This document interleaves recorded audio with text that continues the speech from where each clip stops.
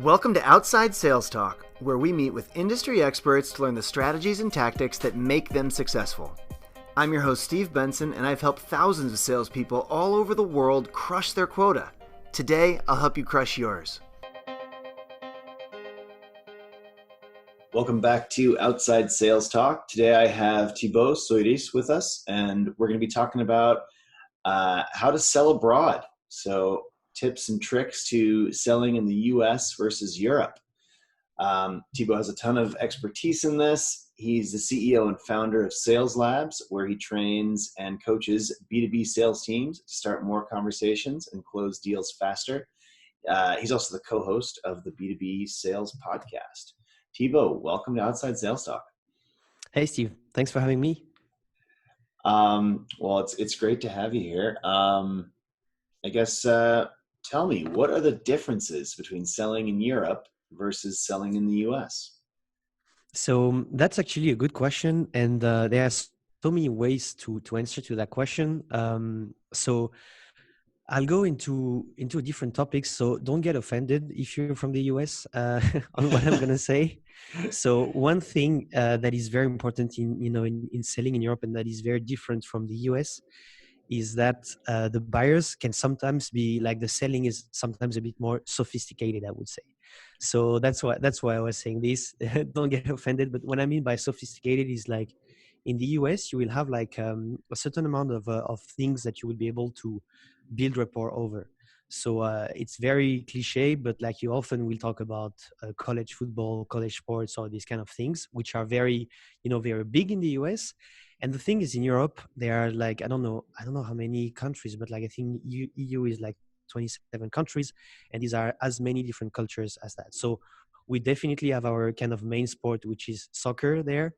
But even though you're gonna kind of bond around that, some people hate soccer. It's the case for me. I'm more a rugby guy, and some people hate rugby and other things like that. So that's kind of what like one thing is around the culture you see in Europe is it's very how to say it's very hard to bond around that. So that's one thing.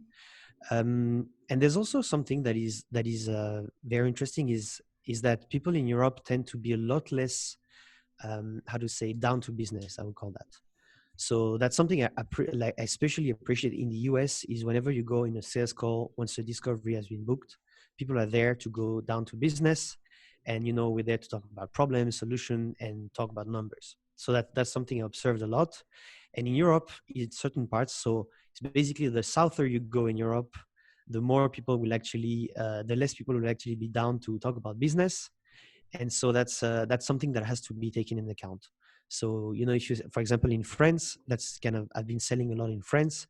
There's a huge also difference from the north. So if you're going to go and sell to in Paris, which is like very how to say like people are very stressed and they go fast. If you go in south of France, oh my god, it's super different.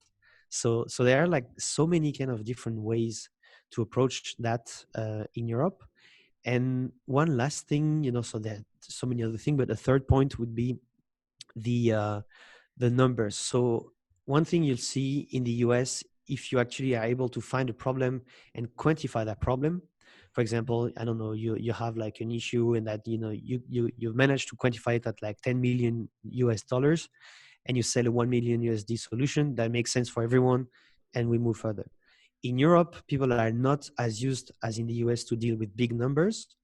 And so it's actually very different. Often people, they will not be so comfortable moving with these kind of big numbers. And so you have to have different strategies when you're going there. So that would be my kind of main 3 introduction points. Okay. And what strategies would you specifically use? I know a ton of American companies who really struggle to sell in Europe. There's, compared to what we're used to, incredibly long sales cycles. People don't seem to want to make decisions. And I think things move a lot slower, like you were saying, much more. People want to talk a lot more. The relationship is very important. Yeah. But the relationships are challenging, like compared to, in America, we chit chat about the local sports team for 2 minutes and then we're ready to get down to business. We start moving through things and getting things done. Whereas it's a very different way of going about it over there. I think a lot of American businesses kind of want to crack that nut. What processes do you think, and what do you see working over there? How do you what would you recommend?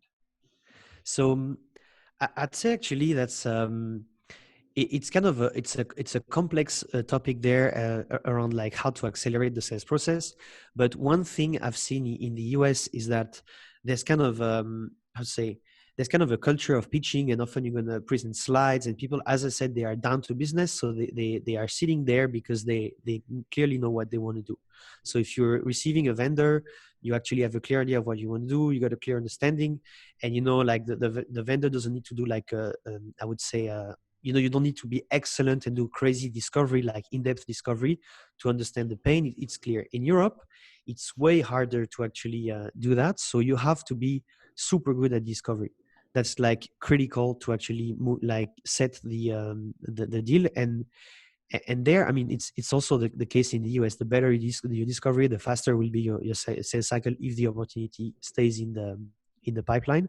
So I would say that's one thing I really insist is like working on the discovery, like finding the problem, quantifying the problem, and then offering a solution around that. So that's one way to do it.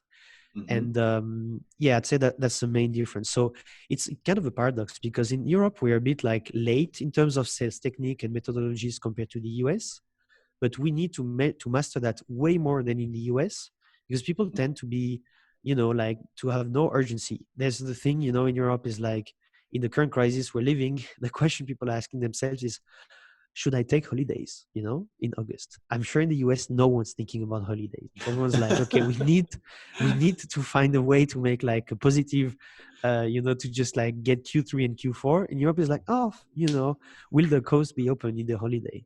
So that's kind of a thing there.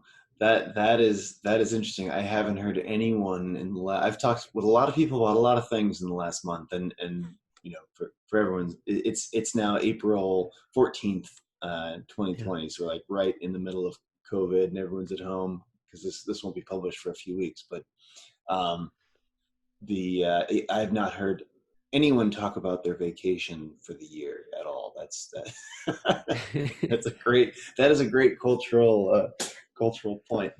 Yeah. What other impacts does culture have? Talk to me about how culture impacts sales and especially field sales people in in Europe compared to America. So I'd say so. As this something that I said at the beginning is like it will really depend on the way where you are. So, for example, if you're selling in Germany or DACH, there's it's actually a very tough market to crack. Also, for me myself, I speak German, but I don't really sell in German. But it's a very tough market to crack because it's very sales there is also very kind of cultural. So if you don't speak and understand the culture in Germany, if you don't speak German, it's going to be very hard to crack like some kind of a more traditional, I'd say, industries, what we call the Mittelstand typically in Germany. So it's like that's where most of the business is made. But it's kind of very hard if you're not into this kind of a circle, and if you're like the American coming and trying to sell something to these German people, it's going to be way harder. So that's one thing, and also like that's for the German, but for like people who are selling in Spain or Italy or France, these are all different things. So my fiance is selling in Spain, and there, you know, it's like it's super important to go for lunch or dinner with your customers. Like it's key. My father is also selling in Spain, and he told me he can't just sell, you know, he has to go over there. He has to kind of spend the full day, and the full day will actually, half of the day will be a meeting, and the other half will be just like talking over lunch or whatever. So there are different things. And even in France, like where I've been selling to also, there's differences between like the different areas. Once I went to a factory called Seb. So I think they do Tefal, Moulinex, whatever. Like I think you have some of them in the US. And we went there. We had planned like a half a day on site. We spent 2 hours lunching, 1 hour and a half visiting the factory, and 30 minutes. And they say, "Oh, we forgot to do the meeting because we're having so much fun visiting the factory." So that was crazy. At the end, we closed the deal, but like, and I think that also helped, you know, this kind of bond we did with my prospect, and just like they served us food, they served us wine. It was crazy. And so, it's very different. And if you go in different areas, different countries, you will meet different kind of way people are doing business. And so I'd say that that's like the main differences there. Fascinating. Yeah, I've done some business in I guess I've done at least a little business in each of the major European economies, and I've been struck by how different things are in Britain versus France. And, I run I run I have an office for Badger in Spain, so I've spent a lot of time over there, um, and I am always struck how different these places are. It's amazing.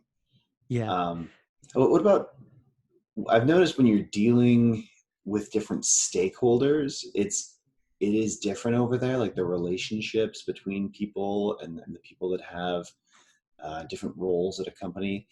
How do you think dealing with stakeholders varies between the US compared to the United States? So, so I'd say again, there it's like there's no kind of one size fits all in Europe, and it also like if you go in the Nordics, for example, like there's a lot more. I don't know if you say that in English, like collegiality. So people will actually make decisions as a group, So there will Yeah, not we be call that consensus-based yeah. decision making, and we hate it.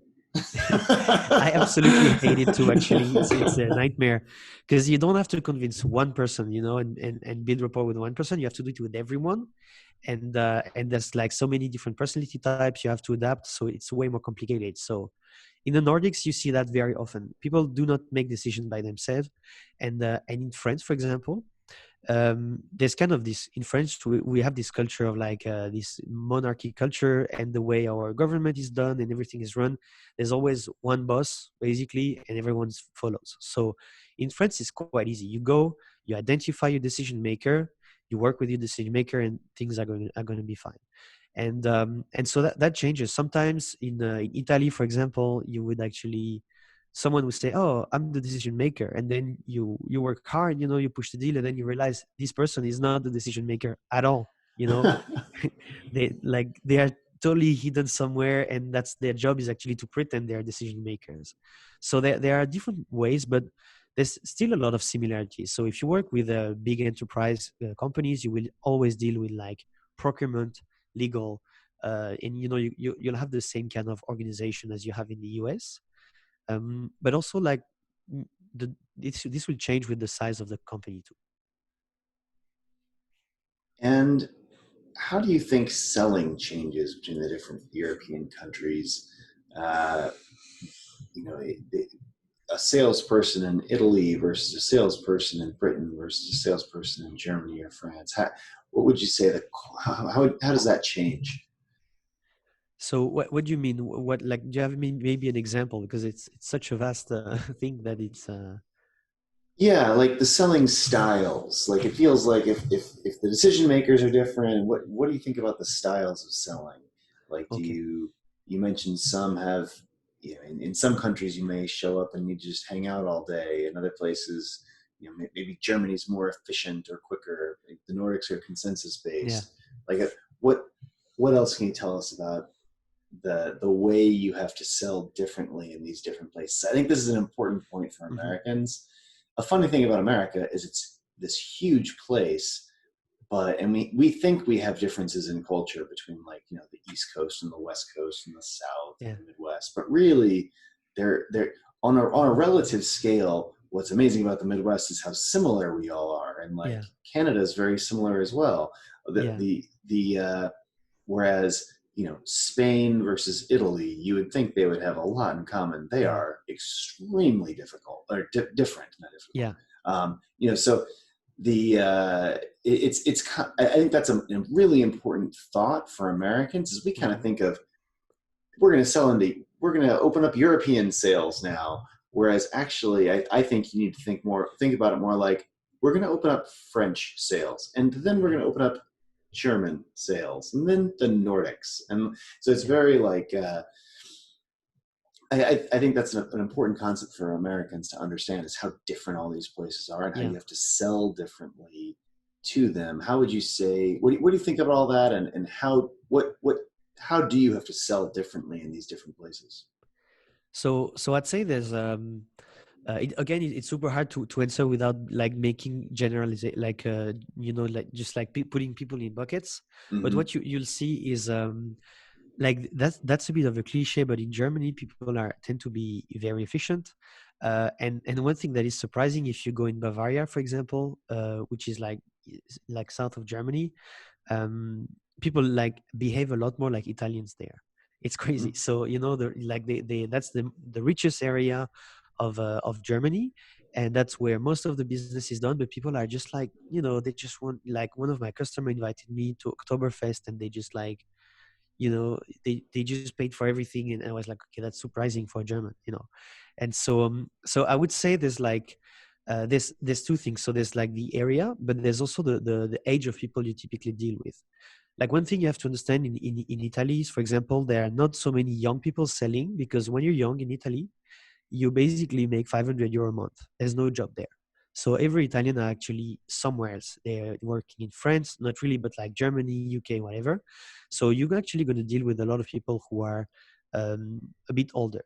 So there's going to be like a style where you say, hey, I want to see every call every dial you make in the CRM. They're like, yeah, but the CRM is actually my notebook. So there's going to be this kind of way. Then in UK, it's going to look a lot like in the US. Like, we track a lot of things, and one thing, that's why so many companies are actually expanding to Europe, starting with UK. It's the same language, and it's kind of it's the closest from what they know in the US. Mm-hmm. So there's this kind of things there, and yeah, I think it's more like you also have to understand that there's a lot of differences, but there's also a lot of things that are similar. Is you have to understand, like, build value and do a proper discovery. That's like the thing that I think is universal in sales. Is if you go and try to push features, being in Italy, Spain, whatever, that's not going to work. There's actually something I got from when I was working in a before actually I started the SalesLabs. There was the founder of the company who I was working for, that came with me in France, and he said, hey, let's go and wear our company t-shirts. And I'm like, yeah, no, actually you have to kind of wear shirts when you go in France, in enterprise companies, because everyone's dressed kind of like that. I Mm-hmm. said, no, let's do that. So we arrived there, and he started pitching, and the French really couldn't care less. They knew he was a unicorn from the Silicon Valley, a lot of money, but they were not impressed at all. So there's these kind of things where, like, French people, even though you have like a lot of funding, they won't be super impressed by that, for example, if you don't ask them the question and if you don't make them talk about themselves. Interesting. Yeah, I mean, I'll tell you, Europe has always been a tough nut for me to crack. Badger actually does more business in Australia, which is, so Europe's economy is about the same size as America. It's like all of Europe together is about the same size, about the same area geographically. Australia is like 1/20th Yeah, the Europe or America's economy.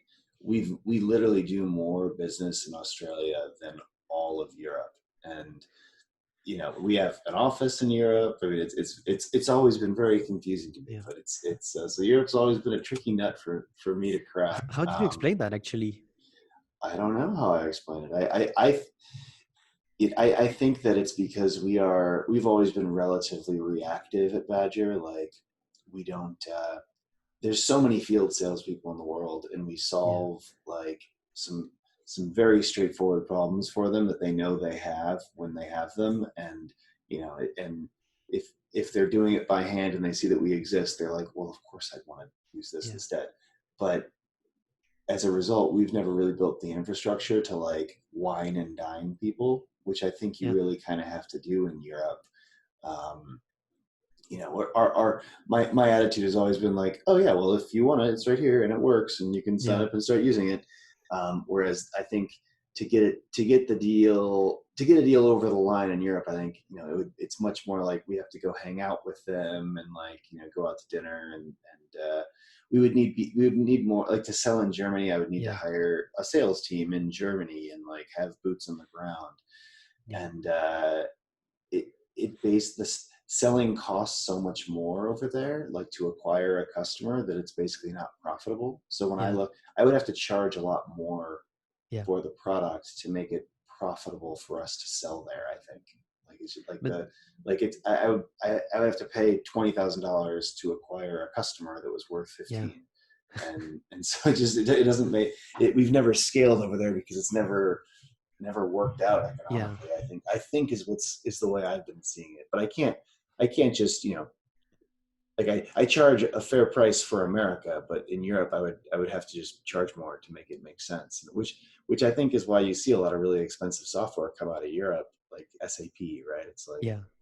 that SAP is geared to sell to Europe, whereas you know we're just not. So But so like the solution you're selling is basically linked to having a car and doing like roads, right? Like how do you call that? So like a lot of people use that with a car, basically, right? yeah, so Badger is for outside salespeople, so Mm-hmm. people that are having their meetings face to face, and we help them figure out who to talk to, which customers to focus on. We help them build a route. We help them find new leads on a map around them. We Yeah. help them organize their day, and we help them gather information from the field and send it back to their CRM system.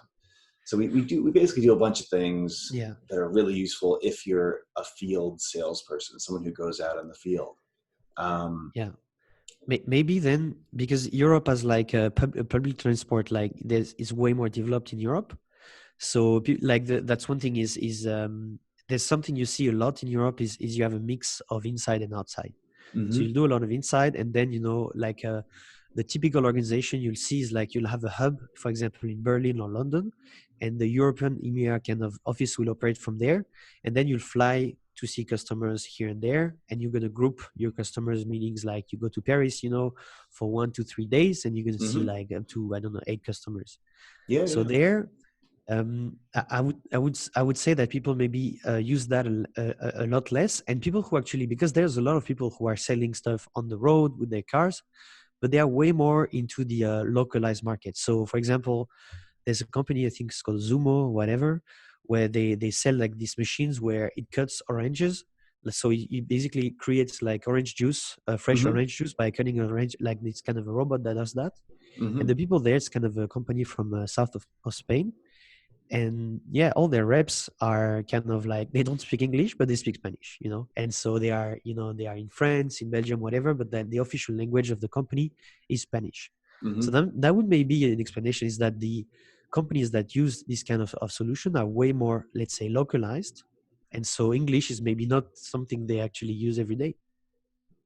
Yeah, well, and that is another challenge for us, is we obviously speak English, and I think that what you're saying has a lot of merit in that. A lot of the field sales reps in Europe speak another language other than English, and so that makes it hard for them to adopt our technology, because our technology is written in English. We want to Yeah. put it in other languages. We put some of our websites in like 12 languages, but the actual product's only in English. So if you don't speak English, it's going to be tough. But that's something that we're working on doing here. Hopefully, that'll probably happen in 2021. But yeah, it's interesting to use us as a case study and think about what's been challenging for us. And I think it's, a lot of American companies probably have similar challenges with but it's such a big market. It's just as big as ours, Yeah. and so it's always, if I think figuring it out is really worth our time if we can. So what are your tips for a salesperson who's experiencing miscommunication issues with a prospect from a different country? I'm sure that comes up a ton. So would you have an example of a miscommunication, maybe, so we can make it more, I can give you a concrete tip? Um, well, any sales miscommunication where maybe, let's just say, an objection was mishandled. You thought something Mm-hmm. was the salesperson thought something was taken care of, but really there was still a concern, or price would be a good one. or Yeah. what's going to be included and what's not, would be a good one to talk about. I mean, any kind of like the classic, Yeah. I, you know, either the salesperson didn't listen well enough, or they thought. I think cross-cultural miscommunications happen a lot Hmm. because you hear each other, but you don't quite know what the other one is saying Yeah. from a meaning perspective. Yeah. Yeah. So there I would use a very classic technique, which is called labeling. Have you heard of that? I have heard of that. Yeah. From Chris Voss. So it's the never split the difference there. So labeling is very simple. Is whenever you kind of sense a tension or an objection, there's something wrong. You can feel it. You actually try to understand this kind of thing. I give you an example. I was like I recorded a podcast where I reverse engineered the sales process of a big company in the US. I won't say the name. And I kind of used that to approach them, and I sent them the podcast. And the rep who actually we kind of reverse engineered was actually telling me, "Oh, it's great podcast," and he was kind of like turning around, and I sensed that there was something wrong. He was not really comfortable with us putting this podcast, and so what I did is I used the label. So I said, "It sounds like you don't want me to put like to that this podcast, this episode to air." And so I just started with the "it sounds like" or "it seems like," and I kind of showed I showed that, okay, there's something wrong for me. I believe it's this thing. And then he kind of opened up and say, yeah, actually, you can still do whatever you want, but I think it makes us look bad. And so he kind of started to really open up in there. So I would use this technique. And by the way, you can use it anywhere. It works all the time with every kind of culture. But so that's really what I would do. And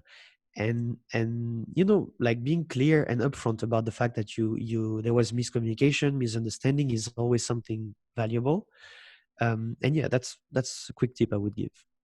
Yeah, I've heard of labeling before. I don't think I use it myself, but it sounds really cool. So the basic concept is if you sense something is going on, you basically try to put a sticker on it and say, I think that it, are you doing this? I feel like it might be this. Is this going on? Or are you feeling like this? Is this what you're thinking? And you just say what you think it is, and that will either they'll say, no, no, no, it's not that, it's this, or maybe you'll figure out what the real Yeah. objection is, or maybe it is that. And but it's a way to start the conversation and figure out what's wrong or what's right. I guess you could probably Yeah. you could probably label, hey, it seems like you're really happy about this aspect of our service, and that could start a conversation Yeah. in that area. Yeah, I give you an example. Today, my fiance seemed to be very, like angry or whatever, and I said, "It seems to me like you're angry, or it seems to me like there's something I did wrong." And I said, "No, but there's this customer who wants to cancel the contract, and they are talking to me, and they booked like a meeting with me." And then she started talking, talking, talking, talking. We went Mm-hmm. for a walk, and then she was happy. So it's kind Yeah. of a good way to trigger this thing. And I'd say try it with your quarantine partners. I'm sure you have like spouse, kids, whatever. It doesn't work with kids, I guess, because kids can't be, they're kids. But like, you can try it, and it works really well. And it's something it's not that easy to do because it's admitting that you've made a mistake or there's something wrong, but it's super powerful to open up conversations. Oh, so that's a key part of it, is that you're showing vulnerability and Yeah, showing and actually bringing it up by saying, "Hey, it seems like I did something wrong, or are you unhappy with me?" So you're actually saying, try to turn it onto yourself and try to kind of bring it up as if you've done something wrong. that's even more powerful when you do that. So if you actually didn't do anything wrong, you can say it seems like you're unhappy, or it's like something like that. But if you believe it's because of you, and in general in negotiation, it's like there's two parts, and like being more, showing more vulnerabilities, I would say, is much better. So like the key thing is to say it sounds or it seems. That's really, really powerful, actually. Okay, it sounds or it seems very cool. If you Um, want more, you can check the book. It's called Never Split the Difference from Chris Voss. Yeah, And we had him yeah. on the podcast a while back, and that's actually, I think, why I've heard of it before. I think that was the first time I'd heard of Yeah. it. Yeah, there's so much great content and so many amazing skills people have thought of in the last 15 years floating around out there. There's just been this explosion of content, and Yeah. I guess that's one of the reasons I have this podcast, is to try to summarize to bring on an expert in something and have them summarize the things they know about or get their take on a certain thing. Because I probably won't read that book because I'm just busy, but I would love to understand it better, so it's kind of a trick. You can listen to his conferences or whatever when you have time. It's yeah, really, like, I think he really put a framework on something very in general, like not really, like a lot of people don't really understand it. It's literally like Jedi mind tricks. Actually, you really can use that, and it works almost all the time. So it's really powerful. Awesome. Well, definitely everyone should go listen to Chris Voss's podcast on I'm not sure which episode it is, but it's the one that says his name in the title. Pretty clear. But tell me, how can U.S. salespeople differentiate themselves from their European competitors when they're selling the same types of products or services when they're in Europe? So, I mean, it's going to be tough to sell California cheese in France, but let's just say you were trying to, or maybe you're selling, whatever it is that you're selling the American version of into Europe. How do you go about doing that?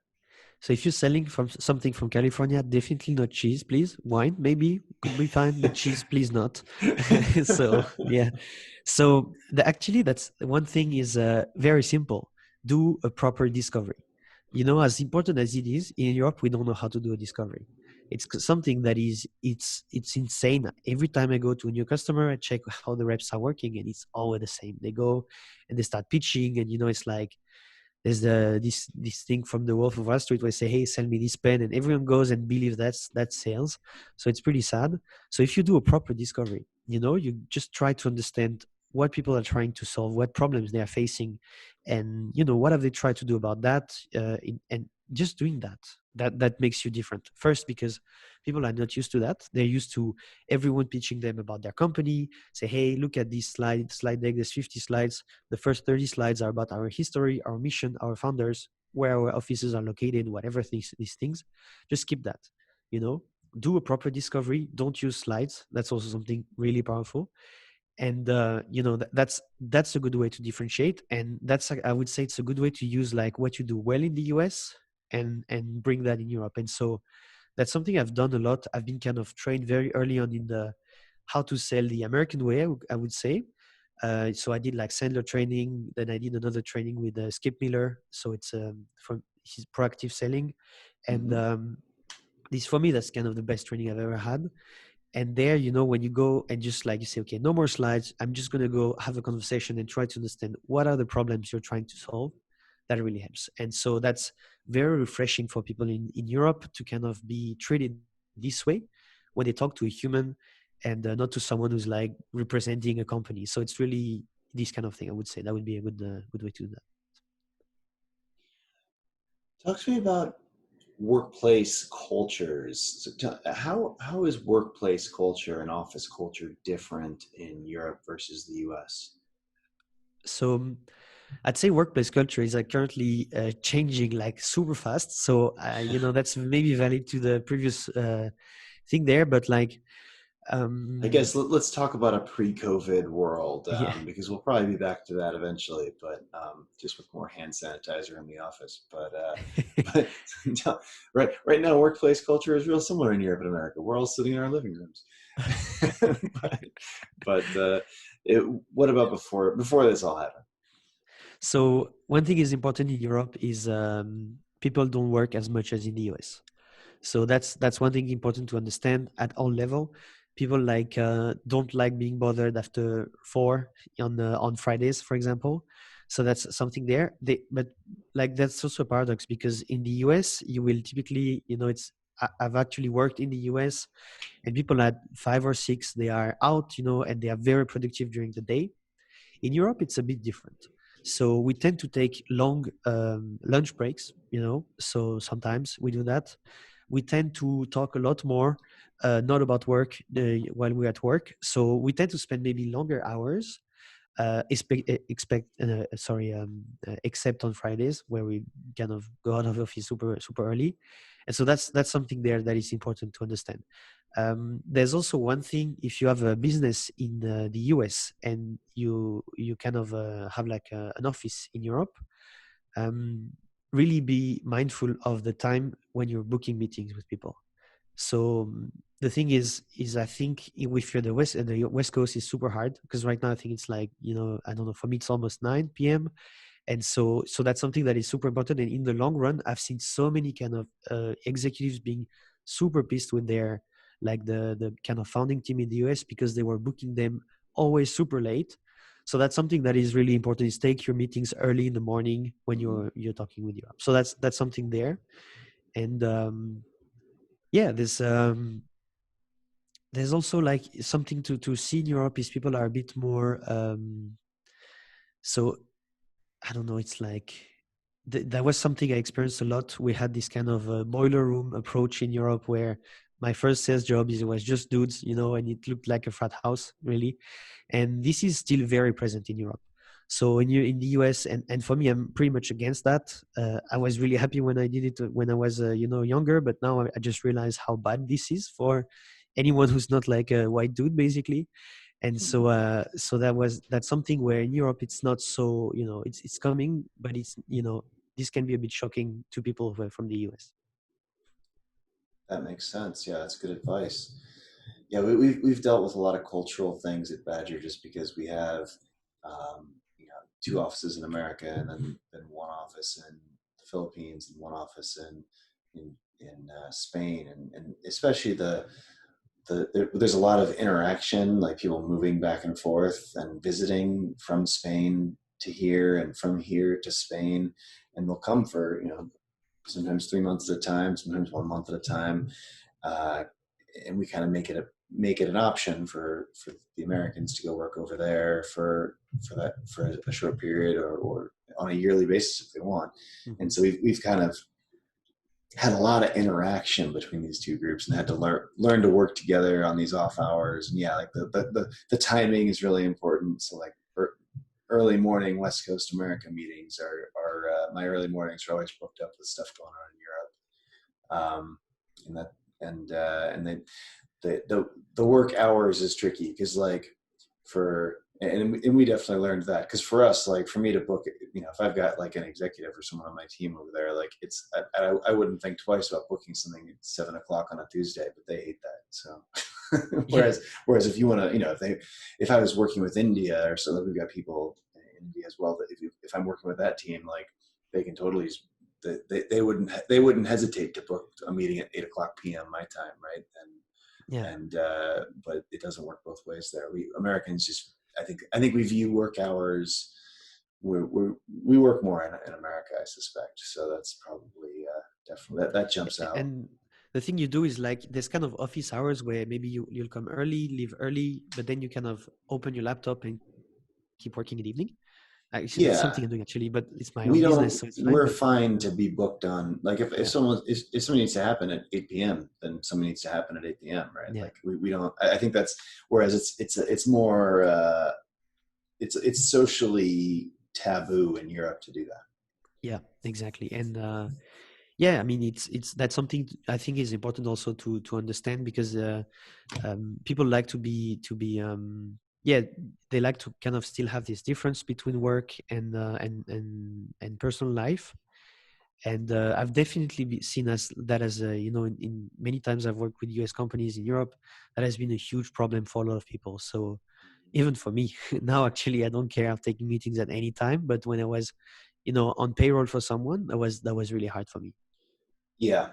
Well, I think it's cultural too. I mean, they have more separation between family and work. The Spanish are always telling us that you guys live to work, and we work to live.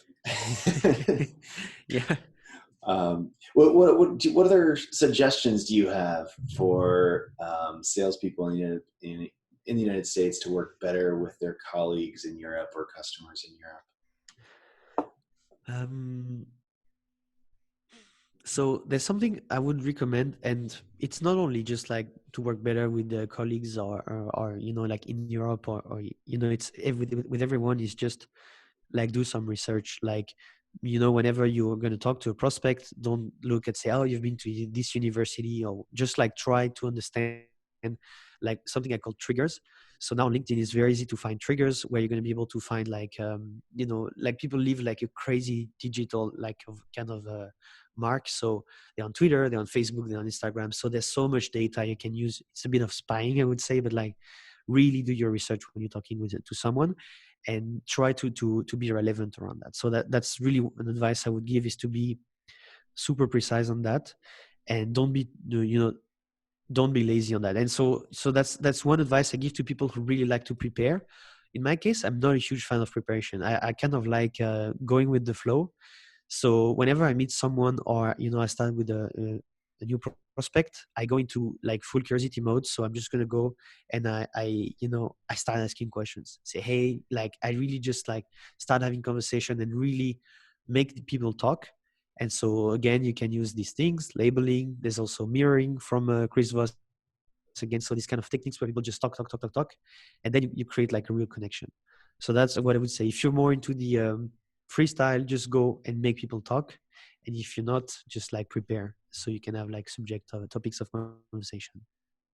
That, you brought up another concept there, triggering. I think that's great.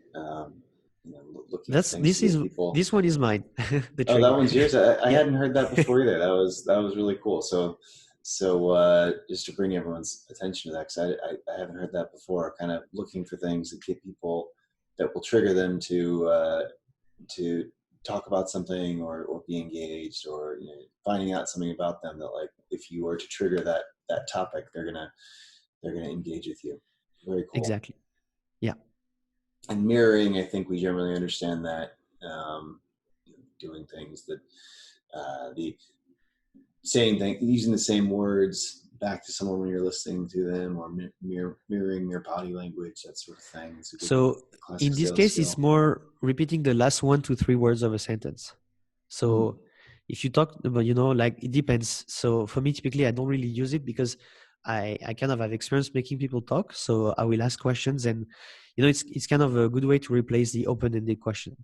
So because if you do a lot of open-ended question one after the other, it looks like an interrogatory. I think, yeah, that's what you Right, call an that. interrogation, yeah. Interrogation. And so one good way to avoid that is to use an upward or downward intonation and repeat the last 1 to 3 words of a sentence.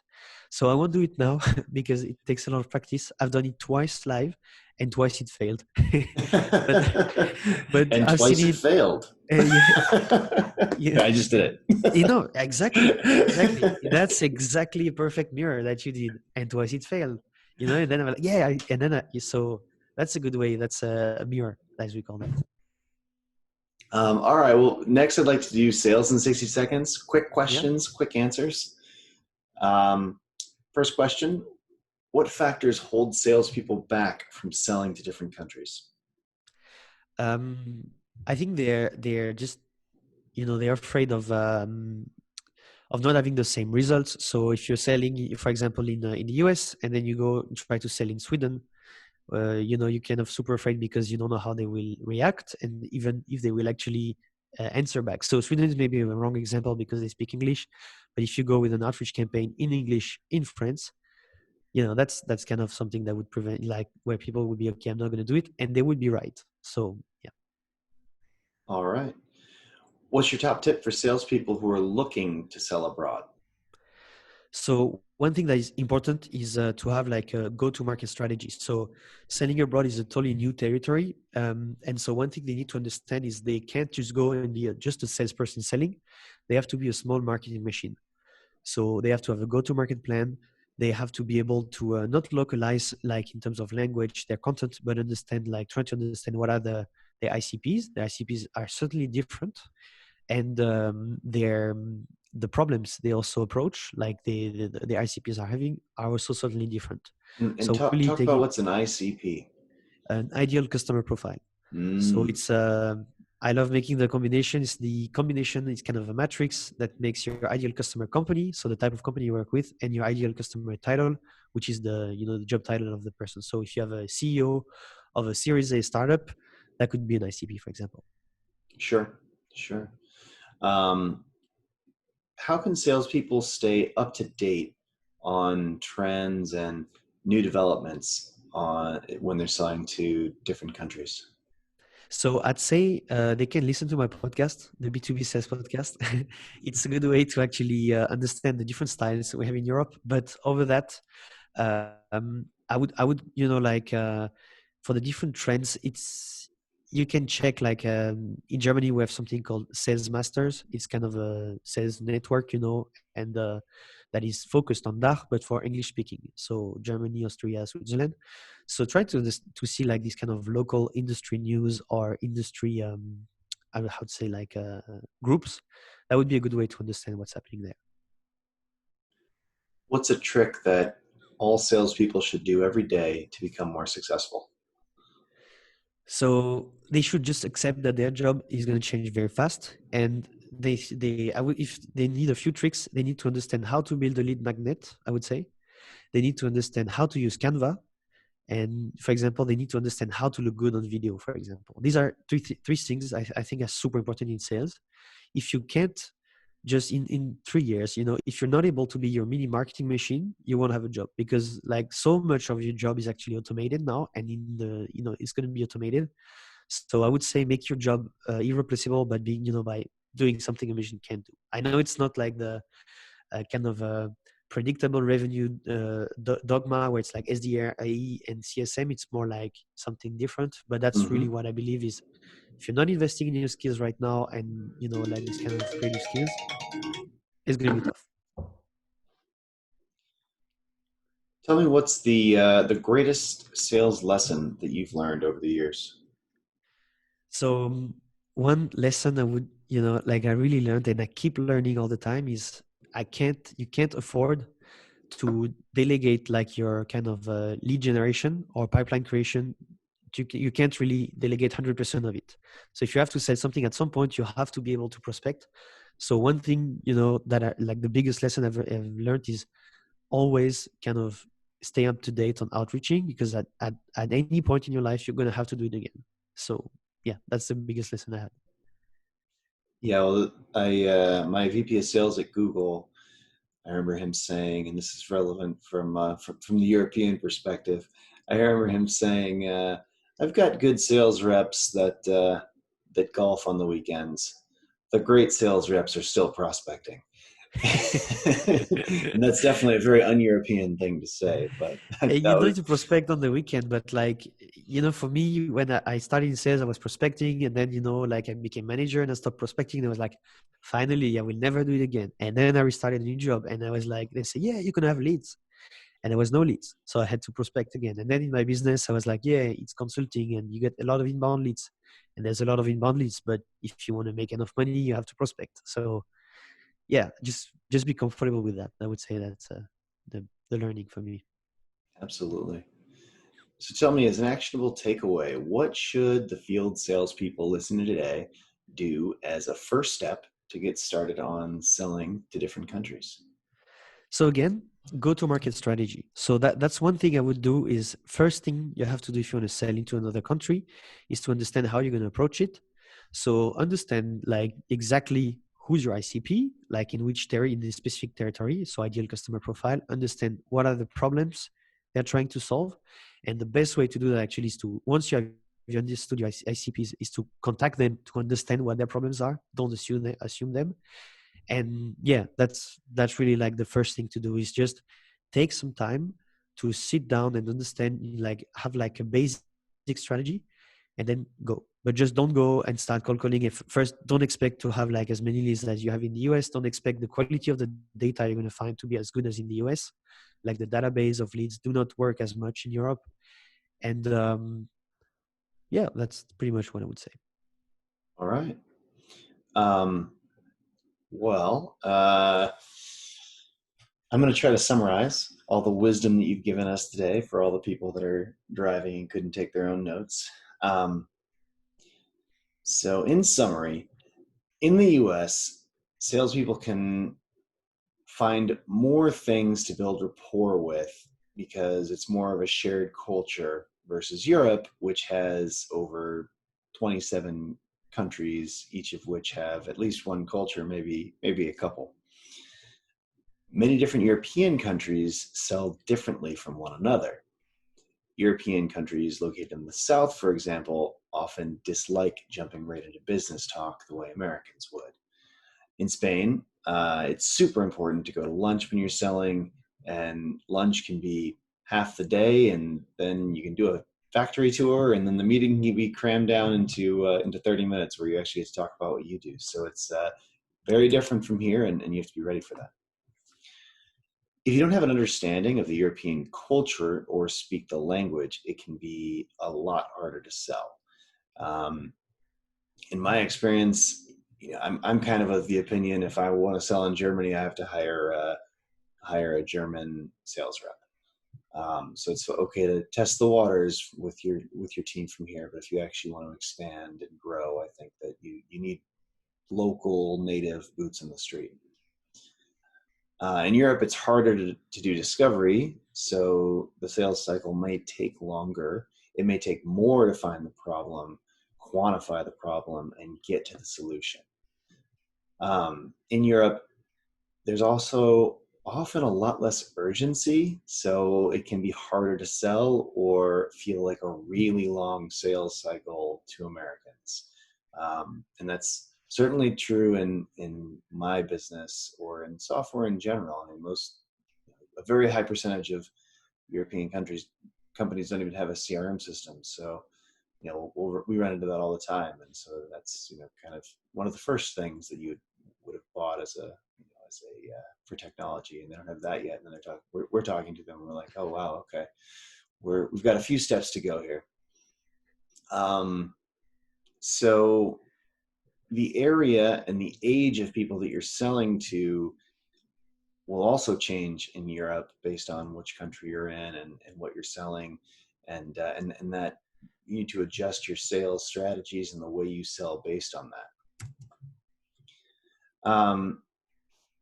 If you sense something has been miscommunicated or has gone wrong, you can use this is a Chris Voss tip to label something. You can say, it sounds like you don't want, or it seems like something's wrong.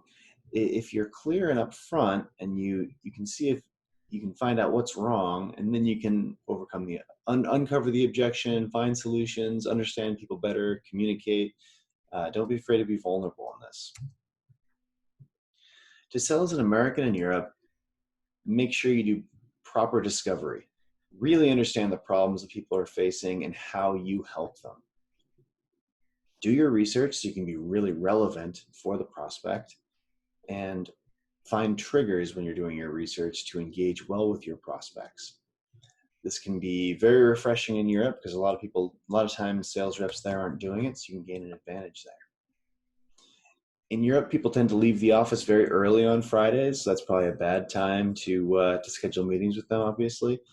And make sure that you're super conscious of the time zone people are in when you're booking meetings with them in Europe, and know that they're sensitive to working early, late, or on the weekends. Well, this has been fantastic, Thibaut.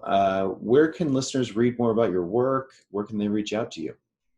So first, that was a great summary. Thanks a lot. So there's a few places. So where I'm the most active is on LinkedIn. So you go Thibaut Souyris. I'm pretty sure you will put the link. There must be no other Thibaut Souyris on LinkedIn because it's not like John Doe or whatever. So that's one place. Why don't you spell that for people really quick? Souyris. So Both Thibaut and Souyris. Yeah, I'm sure no one could get it right. Even in France, they wouldn't be. So it's Thibaut, Thibaut. And Souyris is Souyris. Souyris. French, such an easy language. Yeah, it's like super easy. It's crazy. So they can find me on LinkedIn there. And if they want actually to go on my website, SalesLabs.io, so SalesLabs.io, they can find me there. I've got videos. I do everything in English, and at the time I'll have like blog posts and whatever things. So these are the two places where they can go, and they'll be able to find the podcast also on the website. Fantastic. Well, this has been a great episode of the Outside Sales Talk. Thibaut, I really appreciate your time. If any of our listeners can think of any sales reps that are trying to sell them to Europe who would benefit from learning the skills that Thibaut brought us today, share the love and forward this on to them. That really helps spread the word and helps people out. Take care until next time, guys.